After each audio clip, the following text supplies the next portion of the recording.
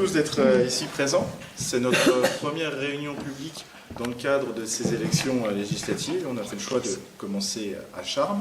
On va faire différentes réunions publiques dans toute la circonscription, qui est extrêmement grande.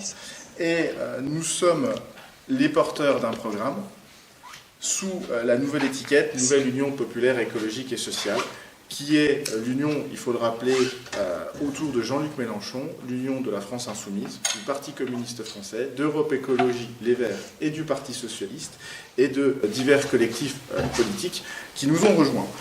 C'est une union qui est historique. Il faut véritablement le comprendre.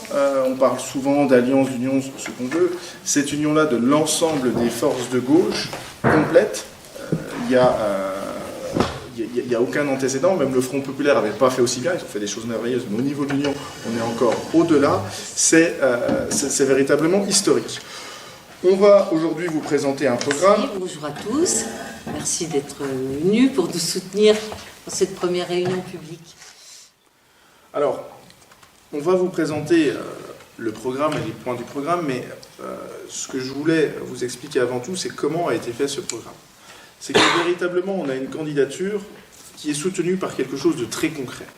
On n'est pas à se dire, un exemple, la retraite, on va la mettre à 62, puis 64, puis 60, et à varier au sens du vent si on est dans un premier tour ou dans un deuxième tour, comme on a pu le voir précédemment. Là, on va être dans un troisième tour pour élire des députés et une majorité à l'Assemblée nationale. Véritablement, ce seront la majorité des députés qui dicteront la politique des 5 années à venir. Le président Macron, seul, sans député, ne pourra rien faire. Notre programme, à l'époque de la France Insoumise, s'appelait l'Avenir en commun.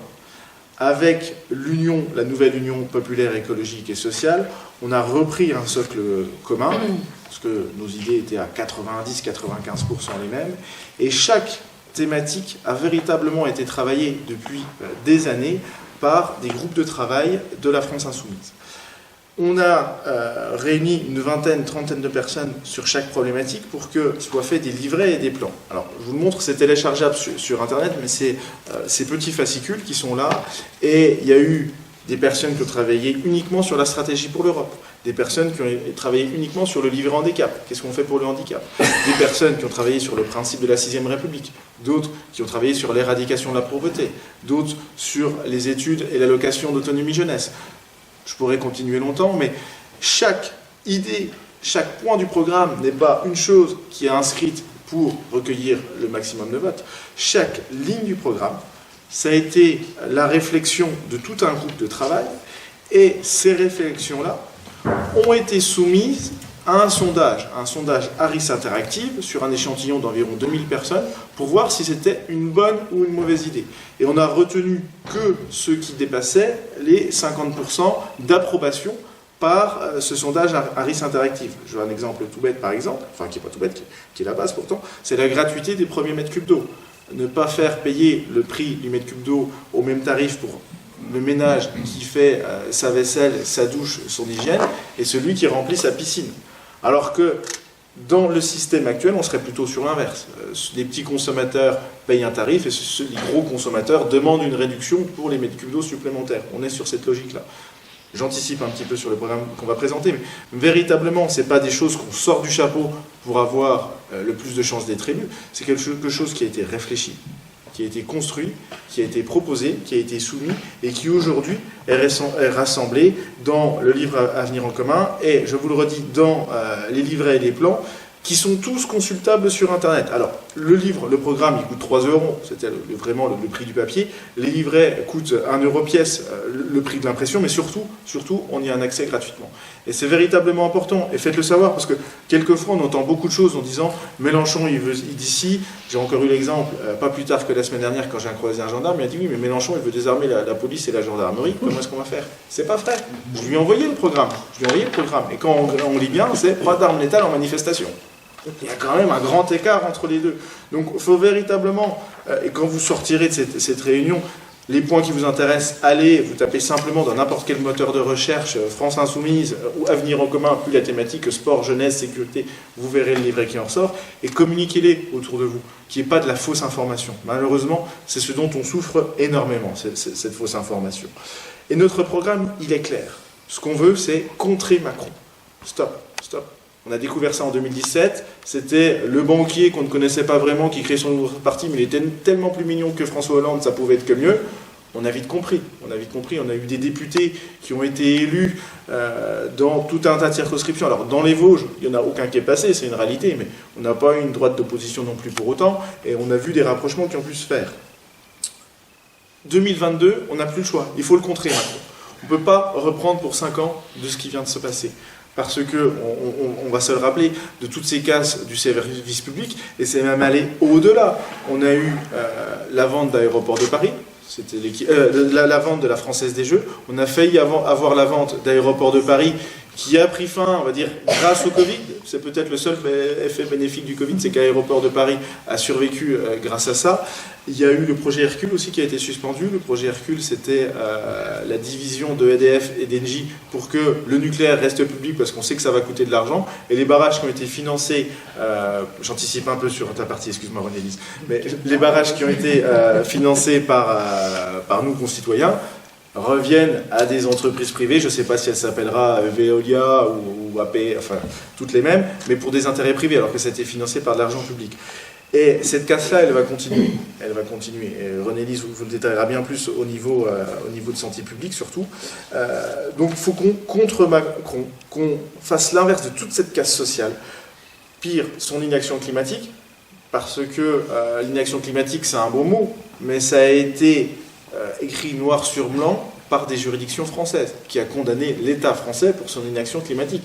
C'est quand même la magie de notre République et de l'autorité judiciaire qui n'existe pas dans tous les pays, c'est-à-dire que des juges puissent condamner un État pour ce qu'il n'a pas fait. Ça, c'est écrit noir sur blanc. Mais aujourd'hui, qu'est-ce qu'on fait de plus?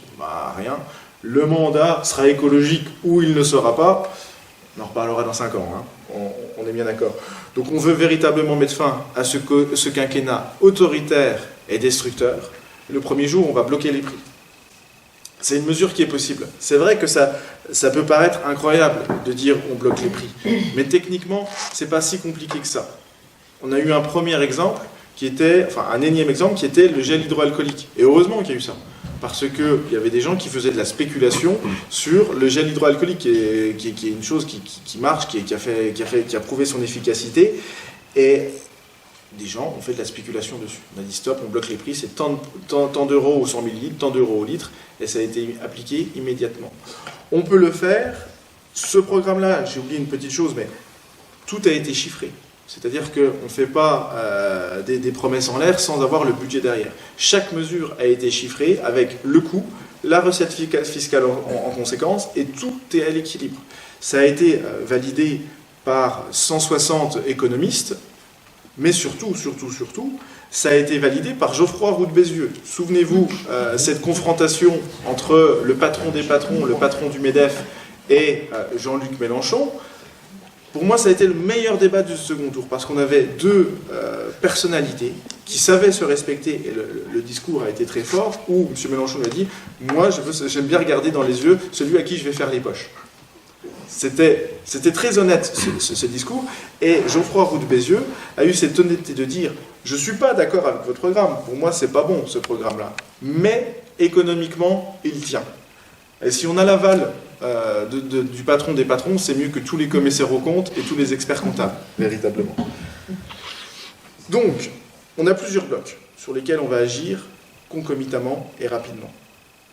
Des mesures qui seront faites du jour au lendemain, des mesures qui seront sur plusieurs années. On a une urgence sociale, une urgence écologique, une urgence fiscale, une urgence pour sauver le service public et une urgence démocratique.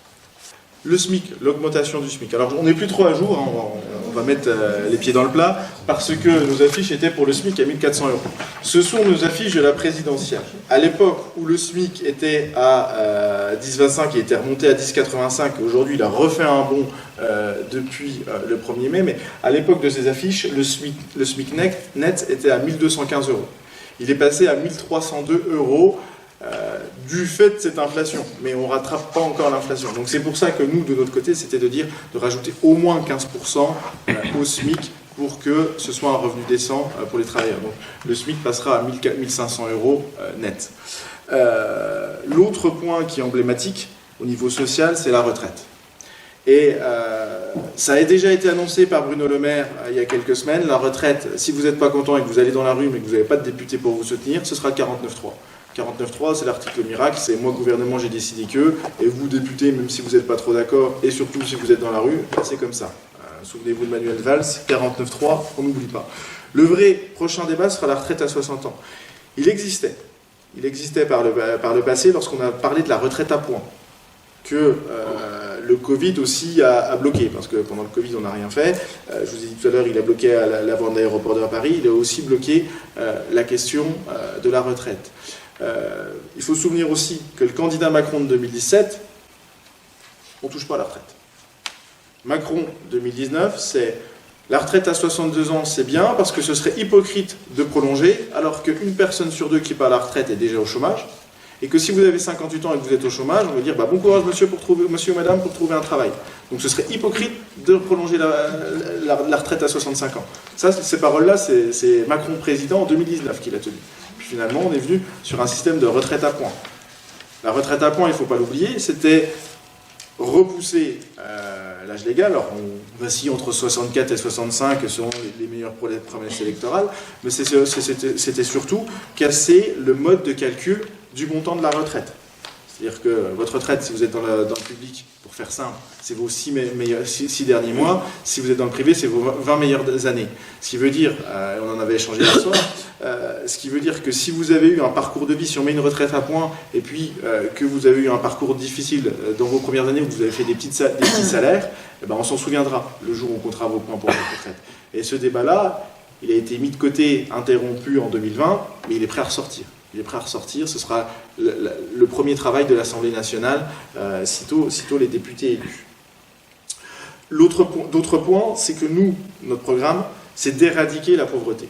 Les mots sont forts, éradiquer, parce que la pauvreté, ça s'éradique comme une maladie. Le candidat Macron de 2017, il voulait plus un SDF dans la rue. Alors il a trouvé plus simple, c'est qu'il a supprimé l'observatoire de la pauvreté. Du coup, si on ne les voit plus, il n'y en a plus.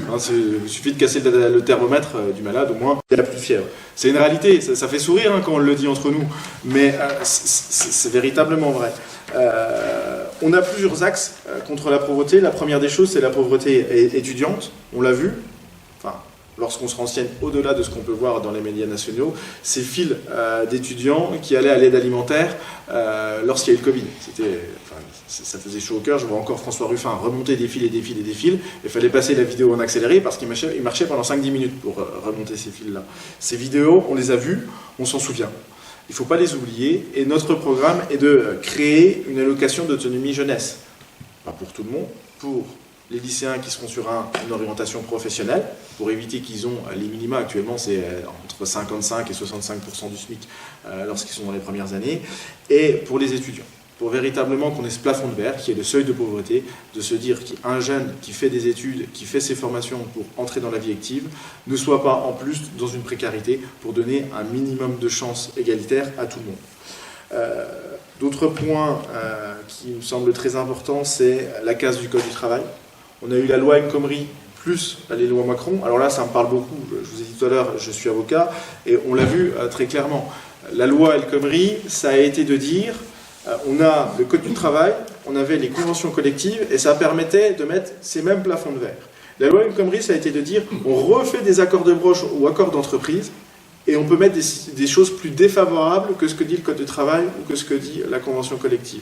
Ça a été de passer de 46 à 44 heures. Ça a été la suppression des CHSCT. Alors, CHSCT, c'est les comités de sécurité et d'hygiène dans les entreprises. On les a transformés en CSE pour véritablement qu'il n'y ait plus de contrôle effectif de la sécurité. Il ne faut pas oublier que la sécurité au travail, c'est 600 morts par an. L'autre parallèle de la casse du Code du travail, c'est le barème Macron.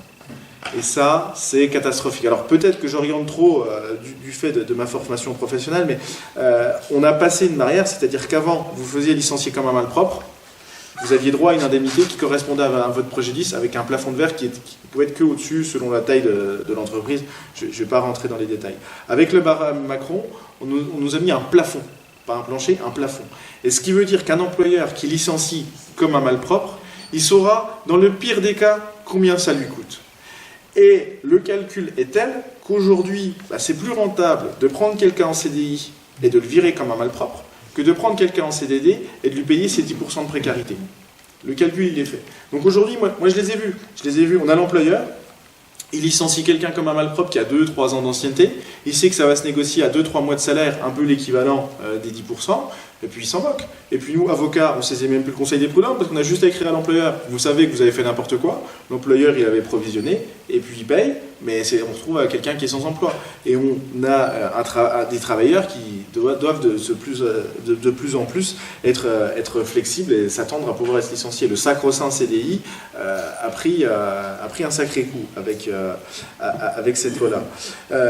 Autre point du programme, et je déborde un peu par rapport à mon petit livret, c'est qu'on mettra un plafond dans une entreprise des contrats de travail intérimaires, de mise à disposition des contrats précaires. C'est-à-dire qu'une entreprise qui emploie 100 personnes, elle ne pourra pas employer plus de 5 personnes sous un statut de contrat précaire. C'est véritablement important parce qu'on voit beaucoup d'entreprises qui tournent grâce aux intérimaires. Et c'est de la bonne main-d'œuvre qu'on a besoin de toi samedi-dimanche, tu viens samedi-dimanche, on n'a plus besoin de toi, on te rappellera plus tard. Ça, c'est pas possible dans une société. C'est pas possible dans la société, en tout cas, qu'on souhaite. On parle de l'entreprise, l'égalité réelle entre hommes et femmes et l'égalité salariale, on n'y est toujours pas. On va véritablement le faire parce qu'il n'y a pas les textes qui obligent les entreprises à le faire. Il y a des obligations déclaratives, mais quand on regarde les chiffres, on n'y est pas. Et dernier point au niveau de l'urgence sociale, qu'on a voulu insister dans notre livret, c'est la déconjugalisation de l'allocation adulte handicapé, adulte aux handicapés. Ça peut ne pas concerner beaucoup de gens, mais sur le principe, c'est inadmissible. C'est-à-dire qu'une personne, vous avez 25 ans, vous avez une sclérose en plaques, vous avez une maladie, quelque chose, peu importe, vous avez droit à cette allocation d'adulte handicapé. On parle de 903 €, on est même en dessous du seuil de pauvreté, d'accord ? Vous êtes handicapé, vous ne pouvez pas travailler, vous savez que vous allez être votre vie toute comme ça, on dit, nous, société, on vous donne moins que le seuil de pauvreté. Vous êtes condamné à être pauvre. C'est aujourd'hui comme ça qu'on traite les personnes qui ont l'allocation adulte handicapé, c'est 903 €. On veut en remonter le seuil, mais surtout, on veut le déconjugaliser. Le déconjugaliser, qu'est-ce que ça veut dire ? Ça veut dire qu'aujourd'hui, vous êtes handicapé, vous ne pouvez pas travailler, vous avez votre allocation de 903 € et vous rencontrez quelqu'un qui travaille, qui a un salaire médian, le salaire médian français, 1700 € au hasard. Si vous vous mettez en couple avec, eh ben, le système va dire, vu que vous avez des ressources via votre compagne ou votre compagnon, eh bien, on ne vous verse plus l'allocation d'adulte handicapé. C'est-à-dire que vous avez ce handicap, vous ne pouvez pas travailler, et en plus, psychologiquement, vous devenez une charge pour votre conjoint. Et aujourd'hui, c'est la réalité en France. On ne l'invente pas, ça a été toujours comme ça. Il y a eu des débats très houleux à l'Assemblée nationale. Nous, nos députés, on était pour la déconjugalisation. Le résultat, elle n'y est pas. Donc, je vous laisse deviner qui s'est opposé à nos propositions. Donc cette urgence sociale, elle existe, on a un programme qui est concret, je vous ai détaillé 7 mesures, les 7 principales mesures, et je vous le redis dans les plans, vous avez véritablement, point par point, comment on y arrive, ce que ça coûte et comment on le finance. Je te laisse, René-Lise, attaquer notre deuxième urgence. Oui, on y va. Alors, donc moi je suis chargée de parler un petit peu de ce programme de bifurcation écologique. Pourquoi un programme de bifurcation écologique ? Parce qu'il y a une urgence climatique. Alors c'est quoi l'urgence climatique ? Le changement climatique, on en entend parler. Pour nous, c'est quelque chose de très concret aujourd'hui, beaucoup plus qu'il y a 10 ans. Vous avez vu la température dehors cet après-midi, vous avez ressenti ça. C'est des températures incroyables pour cette saison. Il y a des villes aujourd'hui dans lesquelles il a fait 35 degrés. En Inde, aujourd'hui, il fait 50 degrés. Donc, on ressent ça. Moi, je fais du jardin, je commence le printemps avec des cuves, des réserves d'eau qui ne sont même pas pleines. C'est la première fois que ça nous arrive. Il n'y a pas de pluie, il n'y a pas eu de remplissage des nappes phréatiques cet hiver. On a déjà des rivières qui sont à sec. Nous, près de Vittel, on a déjà des à sec à cette saison. Alors que normalement, les rivières à sec, ça se voit à l'automne. Parce qu'à cette saison, les nappes sont pleines, elles débordent dans les rivières. Les rivières sont à sec aujourd'hui. Donc ces mesures-là, on les constate progressivement, de plus en plus chaque année. Et qu'est-ce que nous disent les scientifiques, les gens du GIEC ? Je ne vais pas détailler ce que c'est que le GIEC, mais c'est un regroupement de scientifiques, d'experts du monde entier, de l'Europe et au-delà de l'Europe. Ils nous disent que tout ça, c'est dû à quoi ? À notre production effrénée. à notre production effrénée par l'agriculture, par les industries, que ce qui aggrave les conséquences de cette production effrénée, c'est la pollution. Hein, et que nos sols ont été détruits par la production agricole, et les forêts sont détruites. C'est quoi l'impact de tout ça? Eh bien, c'est que l'impact, on l'a constaté, c'est les fissures dans les maisons, c'est les feux de forêt, c'est les lacs de Bouzet dans lesquels on ne peut plus aller se baigner parce qu'il est eutrophisé et qu'il y a des bactéries qui se développent très rapidement.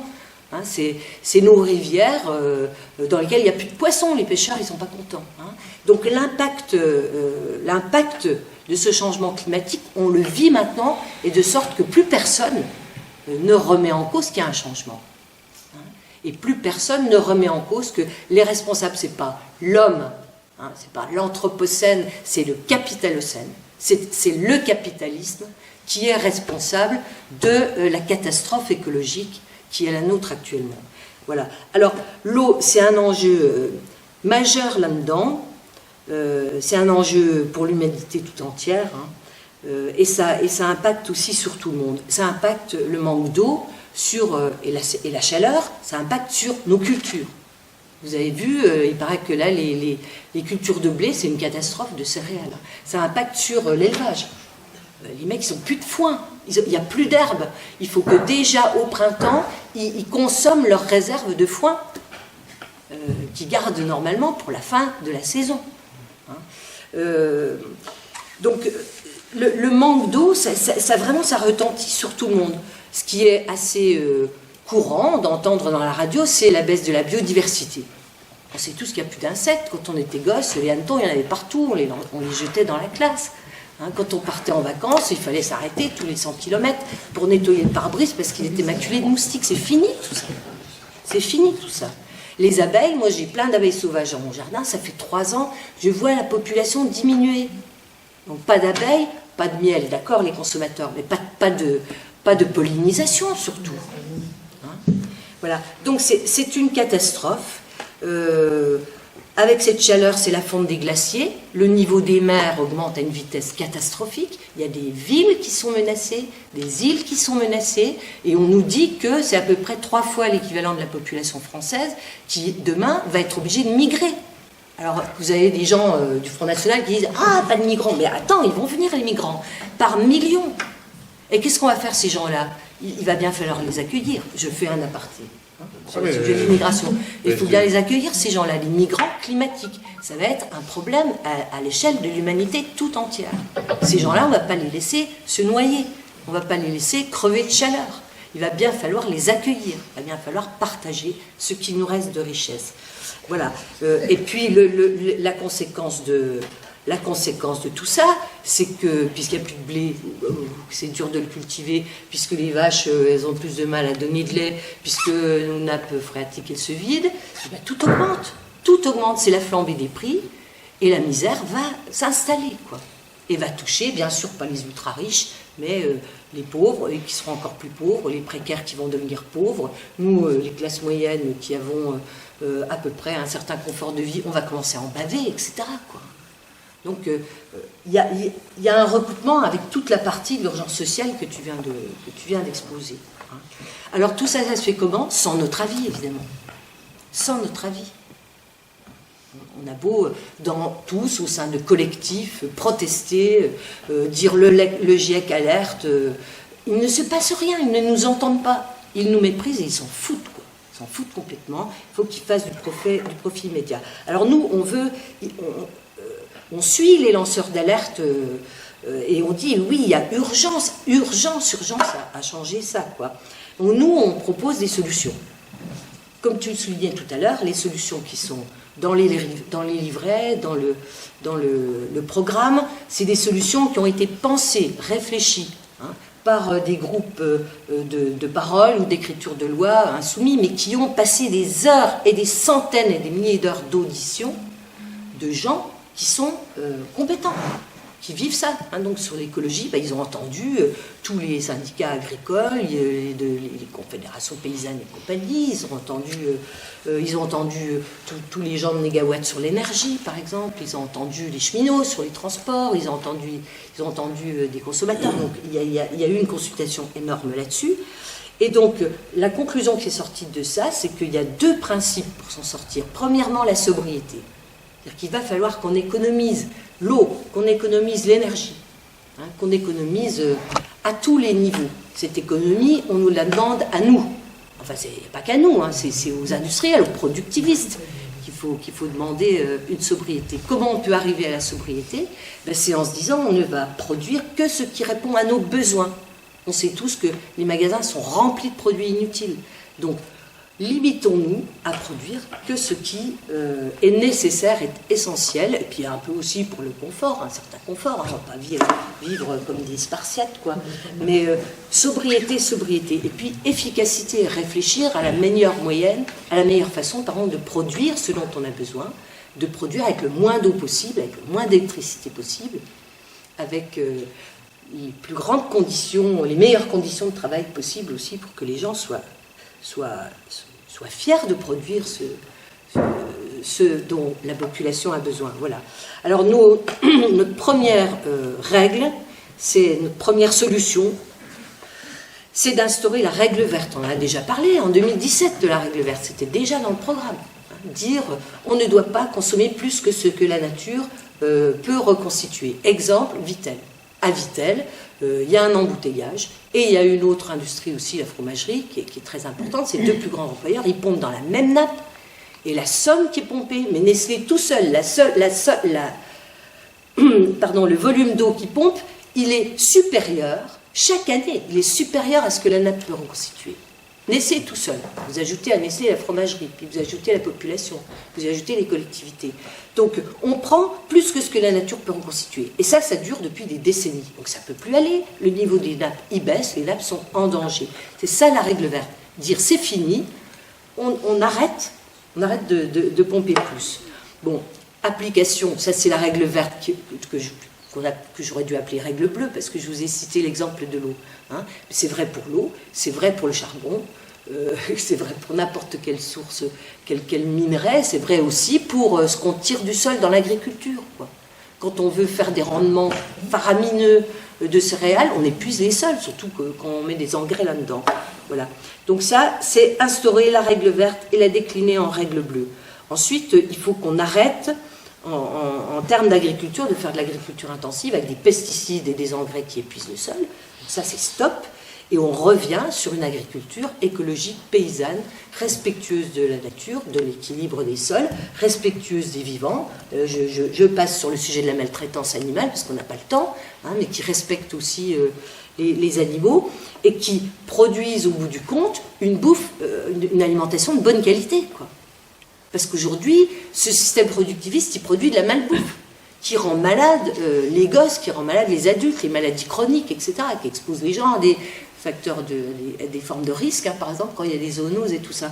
Bon, donc il faut être raisonnable, revenir à une production sur des petites échelles, humaines, avec des polycultures, avec un peu de tout, et qui répondent aux besoins locaux de la population. On produit l'alimentation pour la population locale. On produit de la bonne alimentation pour les gosses du coin, pour les adultes du coin. On fait de la cantine bio, gratuite par exemple, et dans laquelle on va servir des produits les moins transformés possible, voire pas transformés du tout, et qui sont sains. Voilà. Donc non seulement l'eau, elle se sentira mieux, mais la santé aussi des gens. On fera aussi des économies dans le système de la dépense. Tout est lié, donc voilà. Pour les énergies, c'est pareil. On est sur des énergies fossiles. Vous connaissez le sujet par cœur. Le pétrole, le gaz, tout ça, c'est hyper polluant. On épuise les ressources, mais surtout ces ressources-là, elles sont hyper polluantes. Donc il faut arrêter avec les ressources fossiles, ce que n'a pas fait finalement Macron en définitive. Et puis il faut développer les renouvelables, ce qu'il n'a pas fait non plus de manière suffisante. Et il avait promis de développer de manière massive, et il a développé rien du tout, quoi. Hein. Donc 100% d'énergie renouvelable. Et puis au niveau de l'eau, c'est absolument inadmissible Par exemple, pour revenir sur l'exemple de Vittel, que les habitants leur disent bientôt vous n'aurez plus d'eau, quoi.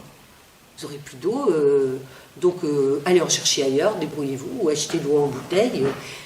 Il y a des gens qui ont des coupures d'eau parce que l'eau devenant rare et augmente de prix. Bon, il faut, nous, on va accorder le premier mètre cube gratuit à la population pour permettre aux gens d'avoir une vie digne, se laver, faire sa cuisine. Il y a des gens qui n'ont même pas ça, quoi. Donc les premiers mètres cubes gratuits, et puis un droit à l'assainissement aussi. Il y a encore des gens qui n'ont pas d'égout correct, quoi.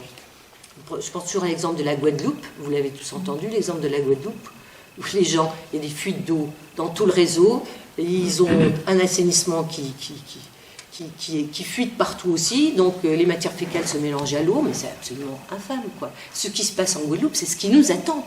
C'est ce qui nous attend.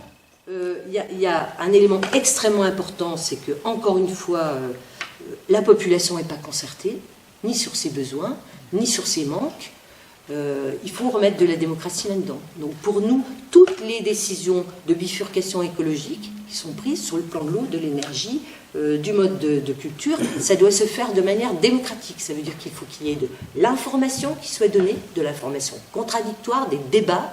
Attendez, parler de débat, mais on n'a pas de débat ici, on n'en a plus, on n'a que des gens, des experts qui passent les uns après les autres pour diffuser la pensée unique. Il faut des vrais débats démocratiques, il faut que les gens puissent ensuite faire des choix, qu'on les consulte par des référendums, etc.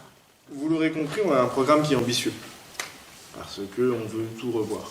On ne va pas se contenter de tel ou tel point, on veut véritablement tout revoir. Et la première question qui est pragmatique, c'est de dire c'est bien beau ce que vous voulez, mais ça coûte de l'argent, et l'argent, ça ne se trouve pas sous le sabot d'un cheval. C'est vrai, c'est vrai. Donc en parallèle de ça, on veut revoir toute la politique fiscale, remettre une justice fiscale. Et c'est véritablement le rôle du député. Alors, il y a les lois de finances de la sécurité sociale qui prévoient les impositions. Ce qu'il faut savoir, c'est que les députés en 2017, en un claquement de doigts, en 2 mois, ils ont supprimé l'impôt de solidarité sur la fortune. Comme quoi c'est possible. C'était rêvé depuis des années, mais même les gouvernements de droite ne l'avaient pas fait. Ça a été fait avec le premier gouvernement d'Emmanuel Macron, avec Édouard Philippe. On peut faire aussi rapidement tout l'inverse. J'attire votre attention sur cette fiscalité parce que l'argent, c'est le nerf de la guerre. C'est une réalité et c'est quelque chose qu'on ne voit pas. Je vais vous parler du flat tax. Je ne sais pas qui serait capable de me dire ce qu'est la flat tax aujourd'hui, mais pourtant, c'est la pierre angulaire. Et nous, on met une barrière sur qui sera concerné par nos augmentations d'impôts, qui sera concerné par la baisse des impôts. La première des choses, elle est particulièrement symbolique parce que les défenseurs de l'impôt sur la fortune vont dire oui, mais c'est que 4 milliards. 4 milliards, qu'est-ce que c'est dans un budget de l'État? Et puis, nos gentils grands propriétaires terriens, grands propriétaires tout court, risqueraient de partir à l'étranger. Ceux qui sont assez malins pour le faire l'ont déjà fait. Ça a toujours existé, l'évasion fiscale. Mais, puis il y avait le dernier argument, c'est et puis la théorie du ruissellement, vous verrez, on l'enlève, ça va ruisseler, parce que ceux qui vont s'en mettre plein les poches, ils vont forcément en faire tomber un peu plus bas, et vous verrez, ça va avoir un bienfait pour l'économie. Et si jamais ça ne marchait pas, rassurez-vous, on va le remettre. Il a fallu 3-4 ans pour que les premières analyses tombent. Le ruissellement, non, là, c'est pas comme les fuites d'eau que tu parlais tout à l'heure, René-Lise, là, c'est bien canalisé, ça reste dans les poches. Et je vois François Ruffin qui a interrogé, je crois c'était Marlène Schiappa, en disant voilà, l'ISF ça marche pas, on le remet, et pas de réponse. Nous, on le remettra. Juste pour vous, je l'ai déjà expliqué à certains, l'ISF c'est quoi? C'est si vous avez plus d'1 300 000 € de patrimoine, donc je rappelle juste le patrimoine moyen français c'est 120 000 €. Si vous avez 120 000 €, vous êtes dans le médian, il y a moitié des Français qui ont moins de 120 000 € de patrimoine, moitié qui ont plus de 120 000 €. Là on passe à 1 300 000 €. Et sur ces 1 300 000 €, vous devez payer 0,5% d'impôt dessus. Donc c'est pas grand chose. Et après ça monte par tranche, mais si on monte tout en haut, on arrive à 1,5%. Si on le rétablit, on sera un tout petit peu plus méchant, et puis on ajoutera un ISF climatique, c'est-à-dire que celui qui a un yacht qui vaut 10 millions et qui consomme 600 litres de gasoil par heure, on le fera payer un petit peu plus. Mais je ne vais pas le plaindre, très honnêtement. Au pire, il vendra la Ferrari pour financer le yacht, ou il vendra le yacht pour faire le plein de la Ferrari. Il aura cette problématique-là. L'ISF, ça concerne peu de monde, 700 000 foyers, je crois, mais le principe est là. Ça montrait le principe de la politique d'Emmanuel Macron qui, en 2 mois, l'a supprimé. L'autre chose qui a fait moins parler d'elle, c'est la suppression de la flat tax. Et sur le principe, c'est totalement anormal. La flat tax, c'est l'impôt sur le capital. C'est-à-dire, vous avez, avant 2017, vous aviez des actions dans n'importe quelle entreprise cotée en bourse qui vous rapportaient de l'argent. Si vous récupériez 1000, 2000, 10 000 euros à la fin de l'année, c'était imposé sur votre impôt sur le revenu. Donc la personne qui était au SMIC mais qui avait ce patrimoine-là, il était imposé sur sa tranche 14% ou sa tranche 30%. Voilà. C'était selon l'impôt sur le revenu. Mais en pratique, ceux qui sont concernés par la flat tax, c'est des gens qui ont des sommes à 6 ou 7 chiffres de dividendes. C'était des gens qui étaient imposés à la tranche d'impôt la plus haute à 45%, ce qui est toujours le cas actuellement, et qui se voyaient prélever 45% de ces sommes à 6 ou 7 chiffres qui partaient, parce qu'il y avait les revenus qui allaient avec, quand on a des revenus comme ça. La flat tax a été de dire c'est 30% pour tout le monde. 30%, vous percevez 1 million d'euros de dividendes, vous payez 300 000 euros et vous êtes quitte. Donc il manquait 150 000 euros de deniers à l'État. C'est invisible parce que ça concerne très très peu de gens. Là, j'ai pas le pourcentage, mais ça doit être les 0,5%, voire moins, des Français les plus aisés. Et en un claquement de doigts, ça a été créé.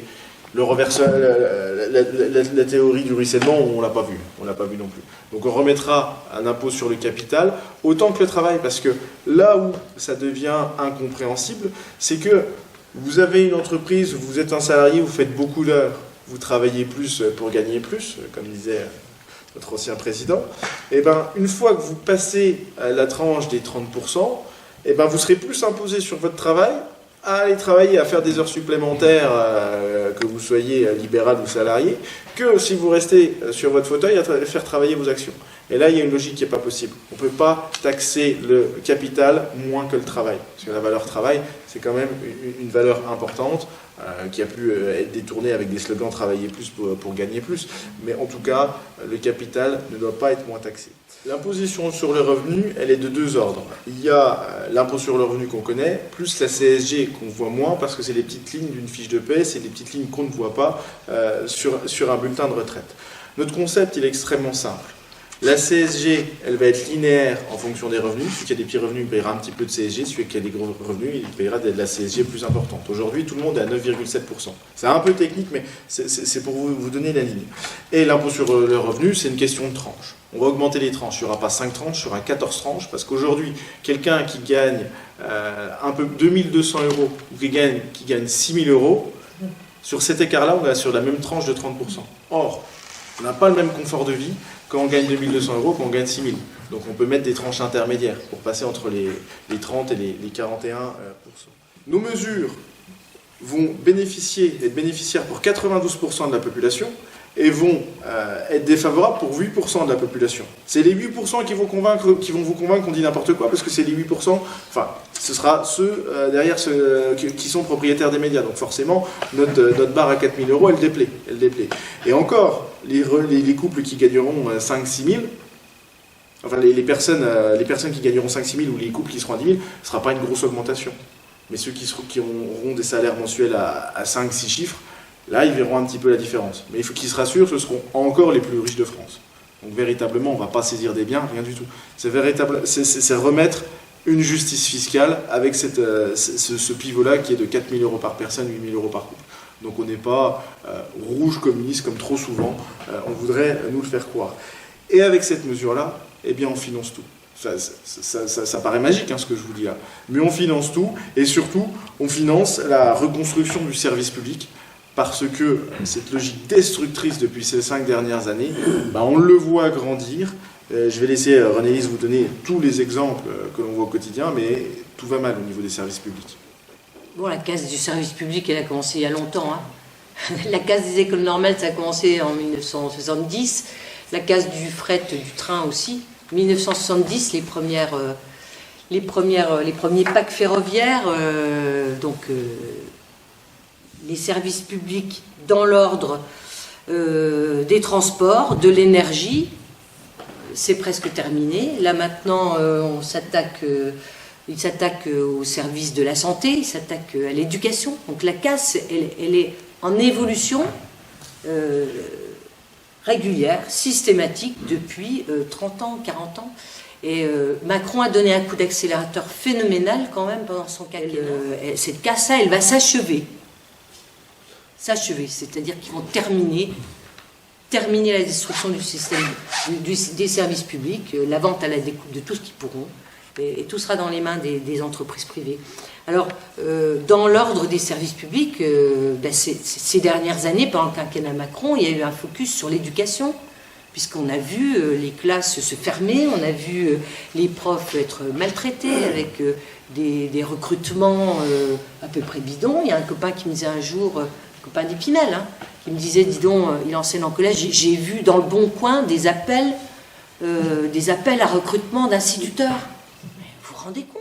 On va arrêter tout ça. Donc dans les mesures symboliques, quand Mélenchon il arrive, rapidement, c'est pas dans la première semaine, hein, parce qu'il y a l'urgence sociale à faire, mais je veux dire d'ici la rentrée, c'est suppression du Parcoursup, suppression de la réforme du bac. Hein, c'est les premiers. Et on recrute massivement des profs dans les écoles du primaire, dans les collèges, dans les lycées, partout où il manque des profs. Domaine de la santé, pareil. C'est un service public qui est en train d'être marchandisé à grande vitesse, quoi. Privatisé, vous avez entendu l'affaire Corian, de la privation des EHPAD, comment ils traitent les vieux. Et c'était pas une EHPAD de base, hein. C'était, les exemples qui étaient pris, c'était une EHPAD dite réservée à des gens qui avaient des revenus confortables. Bon, ils les traitent de la même manière, hein, avec un mépris solennel, c'est indigne, c'est indigne. Voilà, donc on a tous entendu parler des milliers, c'est 18 000 je crois, suppression de postes hospitaliers, de suppression de lits hospitaliers, pardon, en pleine période Covid. Mais c'est manque du monde. Voilà, donc nous, on va urgemment engager un plan de recrutement, mais précédemment, ils avaient donc complètement détruit déjà, ou largement détruit, le système des transports. Hein, le train, on parlait avec madame tout à l'heure de la ligne 14, qu'on a pris tous ici sans doute si on a été au lycée de Mirecourt, hein, quand on était jeunes. Bon, la ligne 14 que les ouvriers prenaient pour aller de leur village à leur usine de Châtenois ou de Vittel ou de Charmes. Bon, tout ça c'est supprimé, terminé, remplacé par des bus qui n'offrent pas le service public qu'offrait le train. Ils vendent tout à la découpe.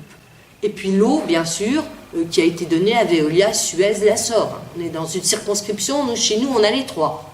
Il y a Suez à Vittel, il y a Veolia peut-être à Dompierre, comme ça, pas très loin d'Épinal, peut-être pas, mais en tout cas Veolia est à Épinal, et Açor à Contrex. Ils se partagent le gâteau. Bon, donc ça aussi, pour tout ce qui est ces services publics qui ont déjà été largement privatisés, les transports, l'énergie, l'eau, il faut des pôles publics. C'est une gestion qui doit être réservée à l'État et aux citoyens. Donc on va les reconstruire selon un peu les mêmes besoins. Il faut reconstruire toujours en cohérence, si on construit des choses en cohérence avec nos objectifs d'urgence sociale, avec nos objectifs sociaux, hein, toujours en cohérence avec nos objectifs écologiques. Tout ça, c'est indissociable. Quand on reconstruit quelque chose, il faut intégrer tout ça. C'est à la culture. La culture est quelque chose qui a été totalement absent.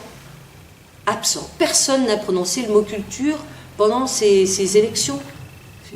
La culture, non, mais c'est quoi? C'est les parcs d'attractions. C'est pas ça, la culture. Hein, donc la culture est absente complètement de la campagne présidentielle. La culture, c'est les fondements de la démocratie. Hein. Si les enfants sont cultivés, si les adultes entretiennent une culture, ils vont pouvoir être critiques par rapport à nous. Ils vont pouvoir participer à l'élaboration d'une politique qui vise à remettre de l'entraide, de l'harmonie, etc. Hein. Donc la culture, c'est fondamental. Absent. Oui, moi j'aime beaucoup les chiffres. L'éducation, c'est parlant parce qu'on a connu les 17 900 lits qui ont été supprimés. Les éducations sur 5 ans, c'est plus 68 000 élèves et c'est moins 7 500 postes. Donc mathématiquement, ça peut que mal aller en surchargeant les classes. Là, ce chiffre-là, on ne peut pas humainement le comprendre. C'est pas 7 500 postes enseignants, c'est éducation nationale, des postes administratifs aussi, mais ça fait l'équivalent de son collège, très concrètement. Alors pour arriver à tout ça, on envisage quelque chose qui n'est pas anodin, c'est un passage à une 6e République. Alors ça parle pas forcément beaucoup, on a tous appris, on est tous, peut-être pas, nés dans la 5e République. Pas tous. Ouais, je suis pas née dans les 4e, comme je suis bien née dans la 5e. Blague passée. Aujourd'hui, il y a une problématique, c'est que dès qu'il y a un débat de société, on agite la carte référendum. Je vais pas faire un petit quiz, mais est-ce qu'on se souvient de... C'était quand le dernier référendum ? 2005. Jean-Pierre est bien calé, moi j'ai Constitution 35 ans. européenne. Ouais, j'ai 35 ans. J'ai entendu référendum à toute sauce. Je n'ai jamais pu voter pour un référendum. La notion de référendum, elle est importante. On a deux axes. C'est déjà faire le référendum d'initiative citoyenne. Quand il y a suffisamment de citoyens qui veulent se poser la question, c'est une possibilité de se réunir. Aujourd'hui, ce qui existe, c'est change.org. Donc on veut faire des cellules locales de citoyens, inscrire le citoyen véritablement dans la Constitution, parce que trop souvent, on se dit on a voté pour le président, on a fait le boulot pour 5 ans, même si allez, on met une petite touche pour les députés derrière. Non, au quotidien, c'est pas le président qui pourra tout gérer, c'est pas les députés qui pourront tout gérer. Dans une localité, il faut mettre le citoyen dans la localité. Le parallèle de cette disposition, et ce pourquoi on milite, et ce pourquoi nombreux de nos députés se sont engagés, c'est la possibilité de révoquer des élus. Aujourd'hui, l'élu est irrévocable. Un député, qu'il aille un jour par semaine à l'Assemblée nationale, comme le nôtre, ou qu'il y aille 6 jours sur 7 et qu'il y passe les nuits, il sera payé pareil et on ne pourra pas lui en tenir rigueur. Il faudra attendre le prochain mandat. C'est le blanc-seing donné pour 5, 6, 7 ans selon la catégorie. Véritablement, et ça fait partie de nos engagements. C'est François Ruffin qui l'avait initié, mais ça a été repris largement dans le programme de l'avenir en commun, de dire s'il y a 25% des inscrits de la circonscription qui disent vous faites n'importe quoi, dégagez, on dégage, véritablement. Hommage aux Gilets jaunes, quand même. Hommage aux Gilets jaunes, bien sûr, mais ça a été dans le contrat. Et bizarrement, tous ceux qui ont pris cet engagement-là, ils ont fait des choses sensées et n'ont jamais eu à dégager. Si les maires qui faisaient ce type de projet avaient cette épée de Damoclès au-dessus de la tête, on reverrait peut-être le citoyen et le débat citoyen dans le cœur de ces projets-là, pour être sûr qu'il n'y ait pas ce risque de révocation. Autre point très important, c'est la reconnaissance du vote blanc. Parce que c'est peut-être aussi pour ça qu'on a des abstentionnistes. Et c'est de modifier la Constitution pour y inscrire des nouveaux droits. Qu'on y mette les droits de disposer de son corps, le droit de mourir dans la dignité, qui est aussi une problématique où des livrets thématiques on travaille dessus. Donc, cette 6e République permettrait de revoir la Constitution également. Pour les lois liberticides, c'est quand même quelque chose de très grave. Ce qui s'est passé avant les Gilets jaunes, comme on a fait de la répression de Gilets jaunes, si aujourd'hui vous voulez manifester une opinion dans la rue, on utilise des armes létales. C'est ce que je disais tout à l'heure avec le grand écart entre des armées et la police. En manifestation, il y a eu des morts, on ne veut pas le dire, c'était Madame Redouane Zineb à Marseille qui a eu une lacrymo dans son appartement, tirée maladroitement, mais tirée quand même, et on est décédé. Ça a été Rémi Fraisse et Notre-Dame-des-Landes avec ses grenades qui explosent un peu fort. Ça a été Steve, j'ai son nom sur le bout de la langue, à la fête de la musique de Nantes qui a été poussé dans l'eau.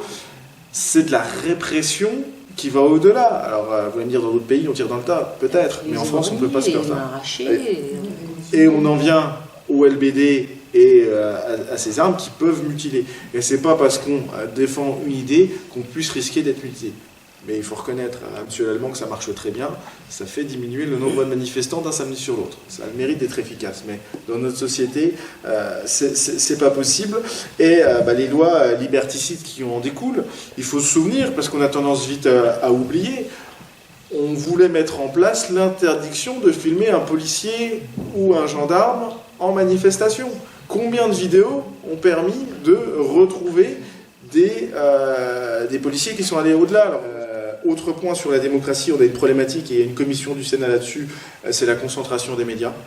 Aujourd'hui, c'est le chiffre exact, je crois que c'est 9 milliardaires qui ont 90% des médias. Si on mettait fin à la concentration des médias, on aurait une information qui serait plus neutre.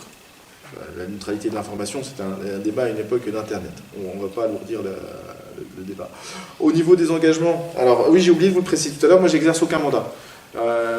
Ça nous fait partir avec un déficit, c'est-à-dire que tous les députés des Vosges de la 4e circonscription étaient maires. Donc moi, je n'ai jamais été. Je pars avec un handicap.